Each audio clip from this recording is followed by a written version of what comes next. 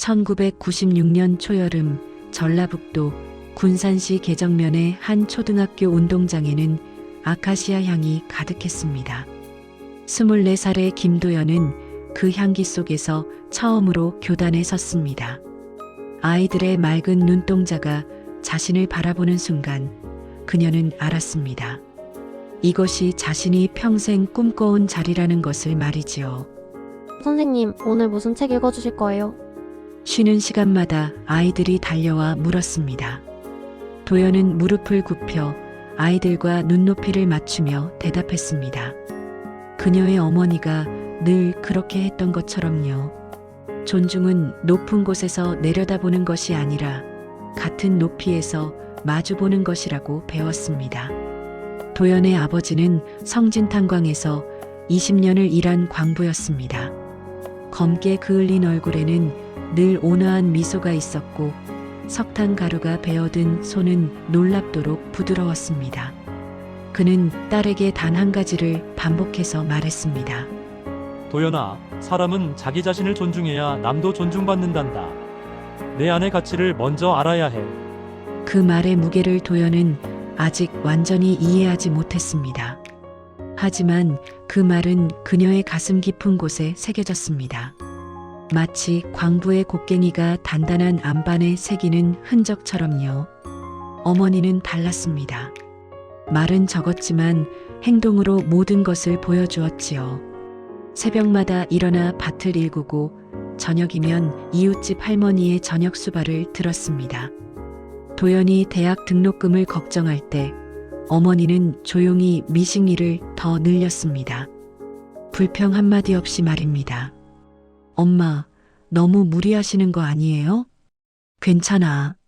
내가 선생님 되는 게 엄마 꿈이기도 하니까.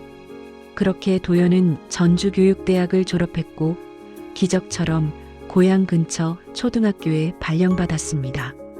서울이나 대도시를 동경하는 친구들과 달리 도연은 이곳이 좋았습니다. 익숙한 사투리, 정겨운 풍경, 그리고 무엇보다 자신을 키워준 이 땅의 흙냄새가 좋았지요. 박민호를 처음 만난 것은 그의 가을 학교 체육대회에서였습니다. 이웃 중학교 체육교사였던 그는 키가 크고 웃음이 시원했습니다. 서울에서 내려온 그의 세련된 말투와 자상한 태도는 도연의 마음을 흔들었습니다. 선생님, 커피 한잔 하시겠어요? 요즘 군산에도 괜찮은 카페가 생겼더라고요. 민호는 데이트 때마다 선물을 가져왔습니다.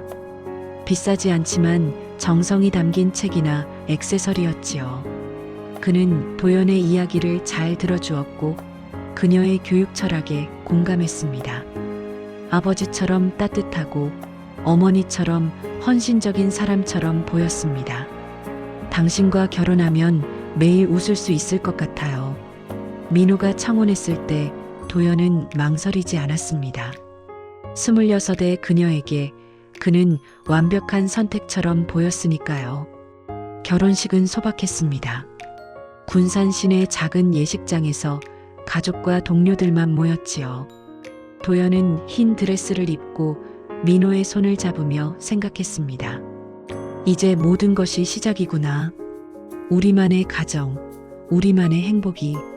하지만 신혼여행에서 돌아온 첫날 밤, 민호는 처음으로 다른 얼굴을 보였습니다. 작은 일로 짜증을 냈고 말투가 거칠어졌습니다. 도연은 피곤해서 그런 거라고, 새 환경에 적응하느라 힘든 거라고 스스로를 달랬습니다. 그해 겨울, 도연은 첫 임신 소식을 들었습니다. 기쁨은 잠시였습니다. 민호의 얼굴에는 기쁨보다 두려움이 먼저 떠올랐으니까요. 지금? 벌써? 그의 목소리에는 낯선 떨림이 있었습니다. 도연은 그때 처음으로 깨달았습니다. 자신이 선택한 이 사람을 사실은 전혀 알지 못했다는 것을 말이지요. 창밖으로 군산의 겨울바람이 매섭게 불어왔습니다. 도연은 배를 감싸며 조용히 눈을 감았습니다. 아직은 몰랐습니다. 이것이 시작일 뿐이라는 것을, 진짜 폭풍은 아직 오지 않았다는 것을 말입니다. 임신 3개월째 도연은 입덧으로 고생했습니다. 하지만 학교는 쉴 수 없었지요. 아이들이 기다리고 있었으니까요. 매일 아침 토하고 물로 입을 헹군 뒤 교실로 향했습니다. 민호는 그런 아내를 거들떠보지 않았습니다. 선생님이면 뭐해? 월급은 쥐꼬리만 하고. 민호는 달라져 있었습니다. 결혼 전 보여주던 자상함은 온데간데 없었지요. 퇴근하면 소주를 마셨고 주말이면 친구들과 당구장에 갔습니다. 도연이 배를 쓰다듬으며 말을 걸면 짜증부터 냈습니다. 시끄러워. 좀 조용히 해. 도연은 참았습니다. 첫 아이를 갖는 게 두렵고 부담스러울 수 있다고 생각했지요. 시간이 지나면 나아질 거라고, 아기가 태어나면 달라질 거라고 믿었습니다. 그러던 어느 날 밤 민호가 늦게 들어왔습니다. 술 냄새가 진동했지요. 도연은 부엌에서 따뜻한 물을 데우고 있었습니다. 여보, 숙취해소 드릴까요? 시끄럽다니까. 민호의 손이 날아왔습니다. 찻잔이 바닥에 떨어져 산산조각 났지요. 도연은 그 자리에 얼어붙었습니다. 남편의 눈에는 증오가 가득했습니다. 처음 보는 얼굴이었습니다. 내가 왜 이렇게 됐는지 알아? 다 너 때문이야. 결혼만 안 했어도. 민호는 도박으로 빚을 지고 있었습니다. 경마장에서 시작해 불법 도박장까지 전전했지요. 중학교 동료들이 빌려준 돈도 갚지 못한 상태였습니다. 도연은 그날 밤 모든 것을 알았습니다. 남편의 세련됨은 빚으로 만든 허상이었고 자상함은 계산된 연기였다는 것을요. 내가 도와줄게요. 같이 해결해요. 네가 뭘 안다고? 쥐꼬리 월급으로 뭘 할 수 있어? 도연은 자신의 적금을 깼습니다. 600만 원이었지요. 부모님이 결혼 축의금으로 주신 돈도 보탰습니다. 하지만 민호의 빚은 4천만 원이 넘었습니다. 사채까지 손을 댄 상태였지요. 임신 5개월, 도연은 배가 불러오기 시작했습니다. 아기는 건강하게 자라고 있었지요. 학교에서 돌아오면 혼자 배를 쓰다듬으며 노래를 불러주었습니다. 민호는 점점 더 늦게 들어왔고 술에 취한 날이 많았습니다. 이 집에서 나가고 싶어 미치겠어. 민호가 중얼거렸습니다. 도연은 듣지 못한 척했지요. 듣고 싶지 않았으니까요. 그해 여름 첫 번째 비극이 찾아왔습니다. 도연은 계단에서 넘어졌습니다. 민호가 현관에 아무렇게나 놓아둔 운동화에 걸려서였지요. 병원 응급실에서 아기의 심장 소리가 멈춘 것을 확인했습니다. 죄송합니다. 이미 늦었습니다. 의사의 목소리가 멀리서 들려왔습니다. 도연은 아무 말도 할 수 없었지요. 눈물조차 나오지 않았습니다. 민호는 병실 밖에서 담배를 피우고 있었습니다. 운이 없었네. 다시 나오면 되지 뭐. 민호의 말이었습니다. 도연은 그 말을 듣고 무너졌습니다. 아기는 운이 아니었습니다. 생명이었고 기다림이었고 사랑이었지요. 1년이 지났습니다. 도연은 다시 임신했습니다. 이번에는 조심했지요. 학교에 출산 휴가를 미리 신청했고 계단은 절대 뛰지 않았습니다. 하지만 민호는 더 나빠져 있었습니다. 또 임신했어? 미쳤어? 이번엔 잘 지킬게요. 지키긴 뭘 지켜. 돈도 없는데. 민호는 술을 끊지 못했습니다. 알코올 냄새가 몸에 배어 있었지요. 어느 날 밤 술에 취해 소리를 질렀습니다. 내 인생이 왜 이 모양이야. 다 내 탓이야. 민호의 주먹이 벽을 쳤습니다. 도연은 본능적으로 배를 감쌌지요. 그날 밤부터 도연은 민호가 무서워졌습니다. 남편이 아니라 함께 사는 낯선 사람 같았습니다. 임신 4개월째 또다시 출혈이 시작됐습니다. 도연은 혼자 택시를 타고 병원에 갔습니다. 민호는 당구장에 있었지요. 두 번째 아기도 지키지 못했습니다. 선생님, 스트레스 관리를 잘하셔야 해요. 산모의 정신 상태가 중요합니다. 의사의 조언이었습니다. 하지만 도연은 어떻게 스트레스를 관리할 수 있을까요? 매일 밤 술 취한 남편과 살면서 빚쟁이들의 전화를 받으면서 말입니다. 친정 부모님께는 아무 말도 하지 못했습니다. 노안으로 편찮으신 아버지께 걱정을 끼칠 수 없었지요. 어머니는 전화할 때마다 물었습니다. 도연아, 잘 지내고 있니? 네, 엄마. 잘 지내요. 거짓말이었습니다. 도연은 무너지고 있었지요. 학교에서만은 웃으려 애썼지만 집에 돌아오면 혼자 울었습니다. 거울을 보면 낯선 여자가 서 있었습니다. 눈가에 그늘이 지고 입가에 웃음이 사라진 여자였지요. 언제까지 이렇게 살아야 하지? 도연은 중얼거렸습니다. 하지만 답은 없었습니다. 이혼이라는 단어는 입 밖으로 꺼낼 수 없었지요. 실패한 결혼이라는 낙인이 두려웠고 부모님께 실망을 드리고 싶지 않았습니다. 그렇게 도연은 버텼습니다. 하루하루를 견디는 것 외에는 방법이 없었으니까요. 그녀는 아직 몰랐습니다. 진짜 지옥은 이제부터 시작이라는 것을, 그리고 더 깊은 어둠이 기다리고 있다는 것을 말입니다. 2001년 봄, 도연은 30살이 되었습니다. 결혼한 지 5년째였지요. 더 이상 아기를 가지려 하지 않았습니다. 2번의 유산 후 몸도 마음도 견딜 수 없었으니까요. 민호는 그런 아내를 비난했습니다. 여자가 애도 못 낳으면 뭐 하는 거야? 도연은 대답하지 않았습니다. 대답할 말이 없었지요. 그저 학교에서 아이들을 가르치는 시간만이 유일한 위안이었습니다. 그해 4월 어느 날 도연은 일찍 퇴근했습니다. 학교에 일이 없었지요. 집으로 가는 길에 동네 미용실 앞을 지나갔습니다. 정혜 씨의 가게였습니다. 친절하고 말이 많은 미용사였지요. 그런데 이상했습니다.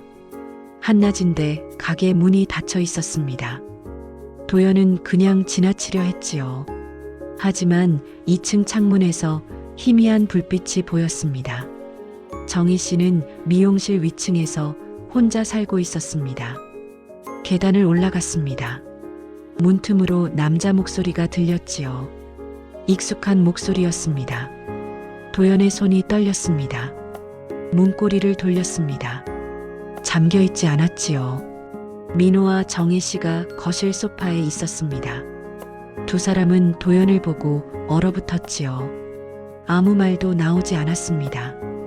도연은 그저 그들을 바라보았습니다. 얼마나 오래 서 있었는지 모릅니다. 나가. 민호가 먼저 말했습니다. 사과가 아니었습니다. 명령이었지요. 도연은 뒤돌아 계단을 내려갔습니다. 다리가 후들거렸지만 넘어지지 않았습니다. 집까지 어떻게 걸어왔는지 기억나지 않습니다. 그날 밤 민호는 새벽 2시에 돌아왔습니다. 술에 취해 있었지요. 도연은 거실에 앉아 기다리고 있었습니다. 이혼해요. 도연이 말했습니다. 평생 처음으로 분명하게 말했지요. 민호는 비웃었습니다. 이혼? 내가? 더는 못 살겠어요. 그래, 좋아. 어차피 너랑은 끝이었어. 민호는 간단히 동의했습니다. 오히려 홀가분해 보였지요. 도연은 그 순간 깨달았습니다. 이 사람은 자신을 사랑한 적이 없었다는 것을요. 근데 말이야. 민호의 목소리가 낮아졌습니다. 위험한 목소리였지요. 내가 날 버리는 거니까 대가는 치러야지. 도연은 일어서려 했습니다. 하지만 민호가 더 빨랐지요. 그날 밤 일어난 일을 도연은 또렷이 기억하지 못합니다. 단편적인 장면들만 남아있지요. 깨진 안경, 찢어진 옷, 그리고 숨을 쉴 수 없을 만큼의 고통. 이웃이 신고했습니다. 비명 소리를 들었다고 했지요. 경찰이 왔을 때 도연은 의식이 없었습니다. 민호는 현관에서 담배를 피우고 있었습니다. 병원에서 깨어난 것은 사흘 후였습니다. 갈비뼈 6개가 부러졌고 한쪽 눈은 제대로 뜨기 힘들었지요. 어머니가 병상 옆에 앉아 있었습니다. 울고 있었습니다. 엄마, 괜찮아, 도연아. 이제 괜찮아. 하지만 괜찮지 않았습니다. 민호는 구속되었지요. 하지만 보름 만에 풀려났습니다. 합의를 종용하는 전화가 왔고 도연은 거부했습니다. 그로부터 한 달 후 민호가 죽었다는 소식을 들었습니다. 정혜 씨 집에서였지요. 술에 취해 난동을 부리다 계단에서 떨어졌다고 했습니다. 머리를 심하게 다쳤고 병원으로 옮겨졌지만 결국 숨졌습니다. 도연은 장례식에 가지 않았습니다. 갈 수 없었지요. 하지만 소문은 빠르게 퍼졌습니다. 작은 도시에서 비밀은 없었습니다. 폭력 남편을 둔 선생님, 살인자의 아내, 그런 말들이 따라다녔지요. 교육청에서 연락이 왔습니다. 사직을 권고했습니다. 직접적인 강요는 아니었지만 압력이었지요. 선생님, 학부모들의 민원이 많습니다. 아이들을 생각해서 도연은 사직서를 냈습니다. 싸울 힘이 없었습니다. 10년을 준비하고 7년을 일한 교직을 그렇게 내려놓았지요. 부모님은 도연을 지켰습니다. 하지만 도연은 알았습니다. 이곳에서는 더 이상 살 수 없다는 것을요. 어디를 가도 손가락질이 따라왔고 마트에 가도 수군거리는 소리가 들렸습니다. 서울로 갈게요, 엄마. 도연아, 괜찮아요. 새로 시작할게요. 거짓말이었습니다. 새로 시작할 자신이 없었지요. 하지만 여기서는 숨을 쉴 수 없었습니다. 2001년 여름, 도연은 군산 고속버스 터미널에 섰습니다. 가방 하나가 전부였지요. 부모님이 쥐어준 돈 200만 원이 주머니에 있었습니다. 잘 지내거라. 전화해라. 아버지가 말했습니다. 목소리가 떨렸지요. 도연은 고개를 끄덕였습니다. 말하면 울 것 같았으니까요. 버스가 출발했습니다. 창밖으로 익숙한 풍경이 지나갔지요. 도연이 태어나고 자란 땅, 꿈을 키우고 사랑했던 곳. 이제는 돌아갈 수 없는 곳이 되었습니다. 서울까지는 3시간이 걸렸습니다. 도연은 그 시간 내내 창밖을 보았지요. 무슨 생각을 했는지 기억나지 않습니다. 아무 생각도 하지 않으려 했는지도 모릅니다. 서울 고속버스 터미널에 내렸을 때 비가 내리고 있었습니다. 도연은 우산도 없이 빗속에 섰지요. 사람들이 분주하게 지나갔습니다. 아무도 도연을 보지 않았습니다. 어떻게 살아야 하지? 도연은 중얼거렸습니다. 답은 없었습니다. 하지만 살아야 했지요. 그것만은 분명했습니다. 왜 살아야 하는지는 몰랐지만 죽을 수는 없었습니다. 도연은 가방을 들고 걷기 시작했습니다. 어디로 가는지도 모른 채 그저 앞으로 걸었지요. 빗물이 얼굴을 타고 흘러내렸지만 닿지 않았습니다. 눈물인지 빗물인지 구분할 수 없었으니까요. 서울에서의 첫 1년은 지옥이었습니다. 도연은 남대문 시장 근처 반지하 월세방에서 살았지요. 방 한 칸에 화장실 하나, 월세 30만 원이었습니다. 곰팡이 냄새가 났고 햇빛은 거의 들지 않았습니다. 처음에는 편의점 야간 아르바이트를 했습니다. 사람들과 말하고 싶지 않았으니까요. 밤 11시부터 아침 7시까지 일했지요. 낮에는 잠을 잤고 저녁이면 근처 식당에서 7,000원짜리 김치찌개를 먹었습니다. 거울을 보지 않았습니다. 볼 필요가 없었지요. 어차피 그 안에는 낯선 사람만 있었으니까요. 교사였던 김도연은 죽었고 이제는 그저 하루하루 버티는 사람만 남았습니다. 2002년 겨울 우연히 국밥집을 발견했습니다. 새벽 5시에 문을 여는 작은 가게였지요. 퇴근길에 들렀습니다. 따뜻한 국물이 필요했습니다. 어서 오세요. 주인 할머니의 목소리였습니다.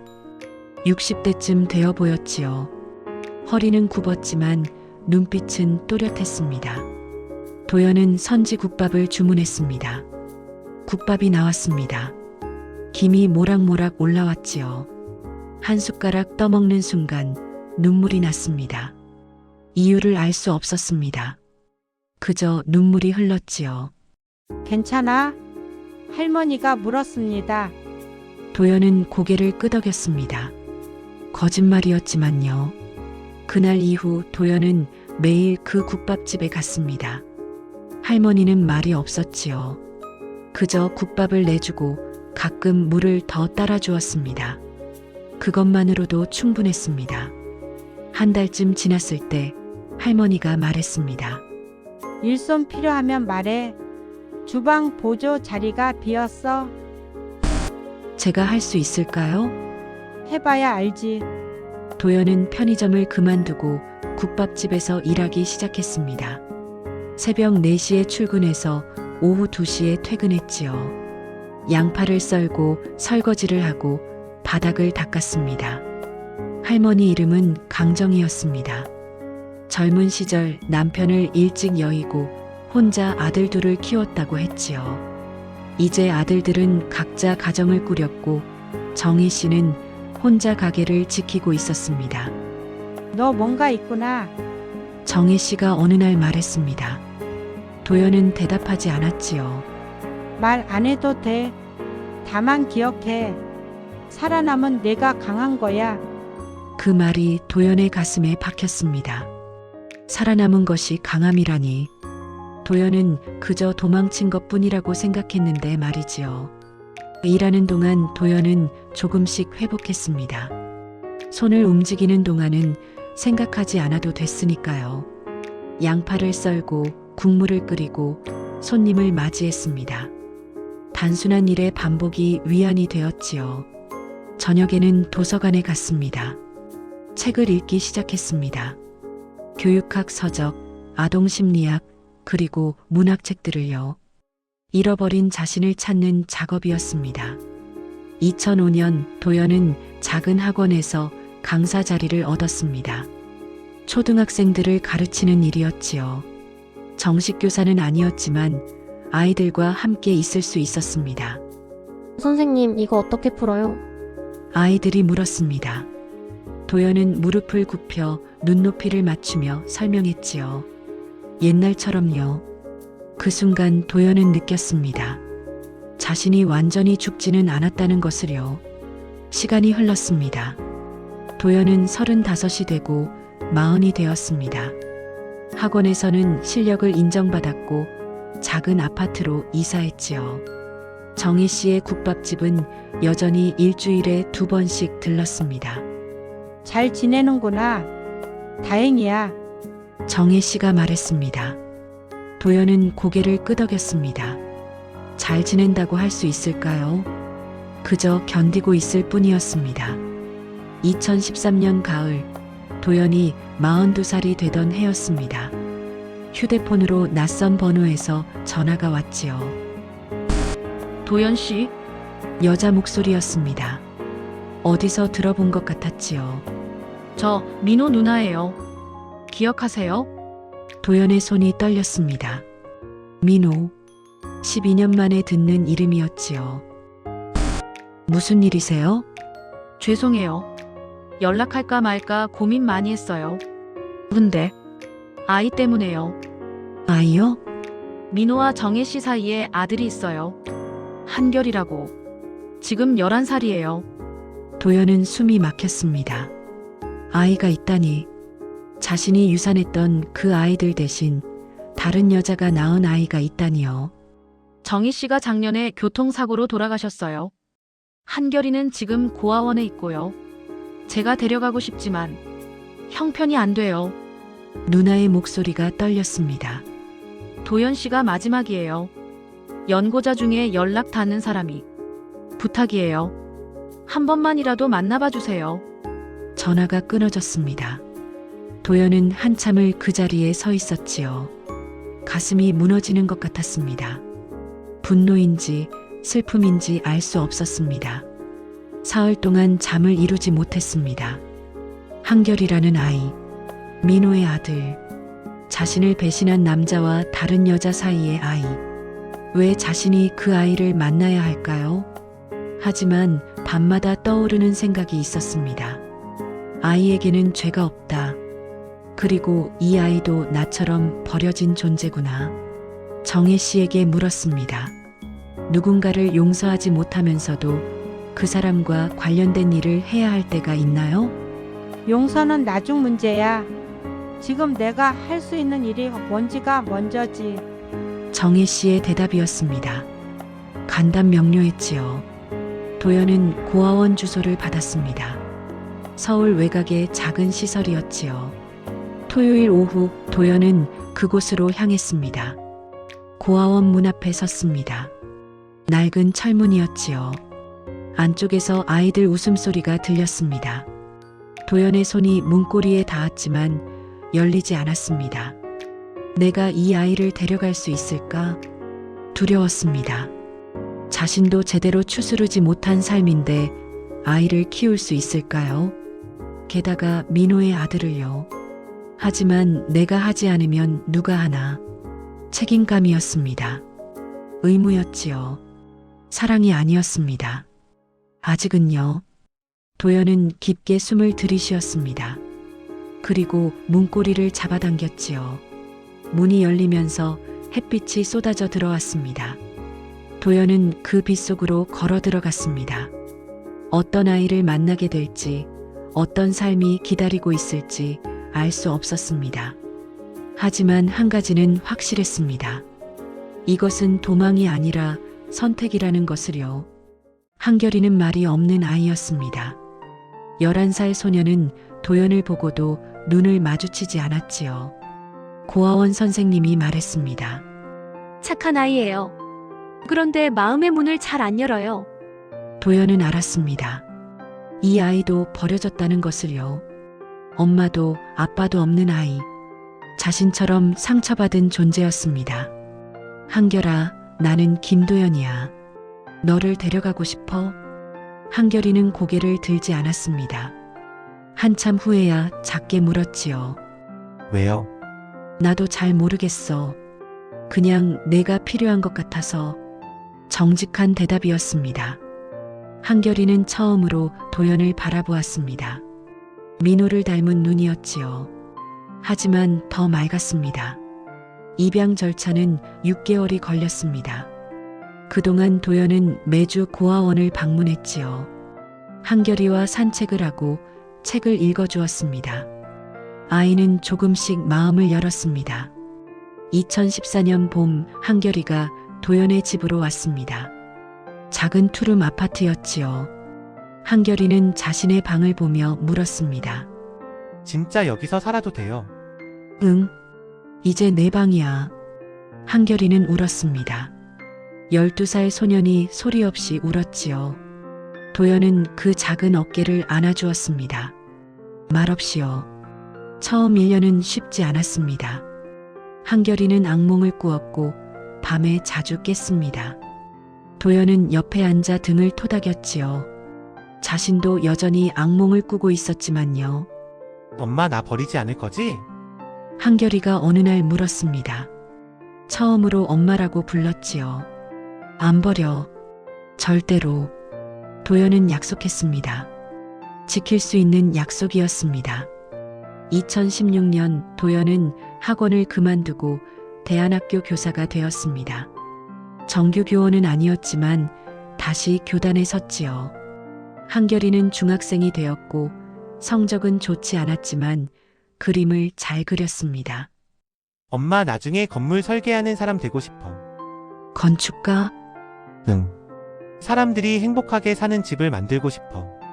도연은 한결이의 머리를 쓰다듬었습니다. 이 아이는 잘하고 있었습니다. 상처에도 불구하고요. 그해 여름 대안학교 동료 교사 최준혁을 만났습니다. 40살의 미혼 남자였지요. 과학교사였고 말이 적었지만 따뜻한 사람이었습니다. 한결이 엄마시죠? 한결이 참 착해요. 준혁이 먼저 말을 걸었습니다. 도연은 고개를 끄덕였지요. 어렵게 키우시는 것 같은데 존경스러워요. 그 한마디가 도연의 마음을 움직였습니다. 동정이 아니라 존경이라고 했으니까요. 1년 동안 천천히 가까워졌습니다. 준혁은 도연의 과거를 알았지요. 한결이가 입양된 아이라는 것도요. 그는 아무 말하지 않았습니다. 다만 옆에 있어 주었지요. 도연 씨, 저랑 가족이 되어 주시겠어요? 준혁이 청혼했습니다. 조용한 카페에서였지요. 도연은 한참 생각했습니다. 한결이도 함께해요. 제 아들이에요. 알아요. 셋이 가족이 되는 거죠. 2018년 도연은 재혼했습니다. 소박한 식장에서 한결이가 도연의 손을 잡고 입장했지요. 16살 소녀는 이제 도연보다 키가 컸습니다. 엄마 행복해야 돼. 한결이가 속삭였습니다. 도연은 고개를 끄덕였지요. 눈물이 났지만 참았습니다. 2019년 딸이 태어났습니다. 이름은 서연이었지요. 한결이는 동생을 조심스럽게 안아주었습니다. 내가 오빠네. 잘할 수 있을까? 잘할 수 있어. 넌 이미 강한 아이니까. 도연이 말했습니다. 한결이는 웃었지요. 예전에는 볼 수 없던 환한 웃음이었습니다. 시간이 흘렀습니다. 한결이는 건축학과에 입학했고 열심히 공부했습니다. 도연은 대안학교에서 교감으로 승진했지요. 2023년 마침내 강남의 한 초등학교 교장으로 발령받았습니다. 엄마 축하해. 한결이가 말했습니다. 이제 23살 청년이었지요. 건축 설계 공모전에서 상을 받았고 대학원 진학을 준비하고 있었습니다. 내가 있어서 여기까지 올 수 있었어. 도연이 말했습니다. 진심이었지요. 한결이를 선택하면서 도연도 스스로를 선택할 수 있었으니까요. 2025년 가을, 도연은 48이 되었습니다. 어느 날 한결이가 물었습니다. 엄마 이야기해도 돼? 무슨 이야기? 엄마가 나를 선택한 이야기. 사람들이 알아야 할 것 같아. 도연은 망설였습니다. 과거는 여전히 아팠으니까요. 하지만 한결이의 눈을 보았을 때 알았지요. 이 이야기는 부끄러운 것이 아니라는 것을요. 좋아. 해보자. 도연은 유튜브 채널을 만들었습니다. 준혁이 카메라를 설치해 주었고 한결이가 조명을 조정했지요. 서연이는 옆에서 응원했습니다. 엄마 파이팅. 카메라 앞에 앉았습니다. 도연은 깊게 숨을 들이쉬었지요. 그리고 말하기 시작했습니다. 안녕하세요. 저는 김도연입니다. 현재 서울 강남의 한 초등학교에서 교장으로 일하고 있습니다. 오늘 여러분께 제 이야기를 들려드리려고 합니다. 목소리가 떨렸지만 계속 말했습니다. 26에 결혼했고 29에 모든 것을 잃었습니다. 폭력, 배신, 그리고 죽음. 저는 살인자의 아내라는 낙인을 받고 고향을 떠났습니다. 서울에서 10년을 숨어 살았습니다. 화면 너머로 누군가 이 이야기를 듣고 있을 것입니다. 도연은 그들을 위해 말했지요. 42살의 한 아이를 만났습니다. 저를 배신한 남자와 다른 여자 사이의 아들이었습니다. 처음에는 미웠습니다. 하지만 선택했습니다. 미움보다 사랑을, 도망보다 책임을 선택했습니다. 한결이가 카메라 뒤에서 눈물을 닦았습니다. 도연은 웃으며 계속했지요. 지금 제 옆에는 23살 아들과 6살 딸, 그리고 남편이 있습니다. 완벽한 가족은 아닙니다. 여전히 악몽을 꾸고 과거가 아플 때가 있습니다. 하지만 저는 행복합니다. 도연은 카메라를 똑바로 보았습니다. 누군가 말했습니다. 운명은 정해져 있다고요. 저는 다르게 생각합니다. 운명은 선택할 수 있습니다. 고통 속에서도 절망 속에서도 우리는 선택할 수 있습니다. 사랑을, 용기를, 삶을 선택할 수 있습니다. 촬영이 끝났습니다. 가족들이 도연을 안아주었지요. 한결이가 말했습니다. 엄마 고마워. 나를 선택해줘서. 나야말로 고마워. 내가 나를 살게 해줬어. 저녁에 네 식구가 식탁에 둘러앉았습니다. 준혁이 만든 된장찌개가 김이 올라왔지요. 서연이가 제잘거렸고 한결이가 웃었습니다. 평범한 저녁이었습니다. 도연은 그 순간을 가만히 바라보았습니다. 이것이 기적이라고 생각했지요. 지옥에서 살아남아 사랑하는 사람들과 함께 밥을 먹는 이 순간이 기적이었습니다. 창밖으로 서울의 밤이 펼쳐져 있었습니다. 도연은 이제 알았습니다. 자신이 선택한 삶은 완벽하지 않지만 충분히 아름답다는 것을요. 그리고 이것이 끝이 아니라 또 다른 시작이라는 것을 말입니다.